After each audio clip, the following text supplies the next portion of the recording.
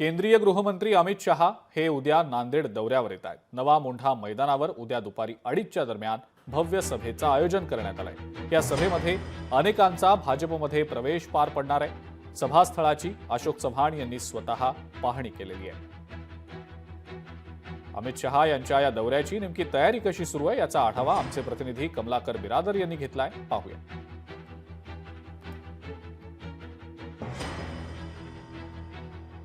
केंद्रीय मंत्री अमित शहा यांची उद्या नांदेडमध्ये सभा होणार आहे। आपण बघू शकतोय की हा असा मंच या ठिकाणी उभा करण्यात आलेला आहे। भव्य असा हा मंच आहे आणि या सभेचं नाव जे आहे शंखनाद सभा असं या ठिकाणी देण्यात आलेलं आहे।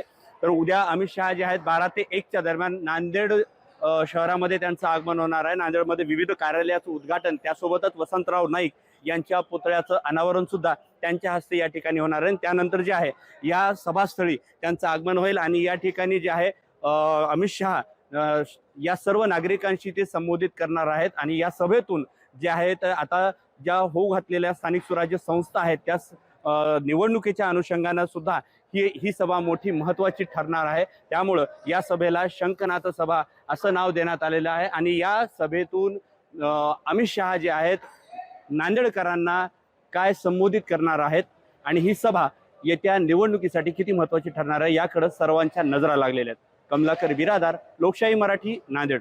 भारत देशाचे गृहमंत्री आदरणीय अमितभाई शहा साहेबांचा उद्या नांदेडमध्ये दौरा आहे। माननीय वसंतराव नाईक यांच्या पुतळ्याचं अनावरण आहे आणि 2 कार्यालयाचं उद्घाटन आमचे खासदार गोपछडे साहेब आणि आमचे शहर जिल्ह्याचे अध्यक्ष अमर राजूरकरजी या सगळ्यांच्या कार्यालयाच्या दोघांच्या उपक्रमाने आणि एक जाहीर सभा इकडे आयोजित केलेली आहे। या मोठ्या मंडपामध्ये उद्या एक भव्य अशी सभा होणार आहे आणि आम्हाला नक्कीच खात्री आहे की या शहरामध्ये उद्या माननीय अमितभाई शहांच्या सभेनंतर एक भाजपमय जे वातावरण त्याला अजून जोर मिळेल।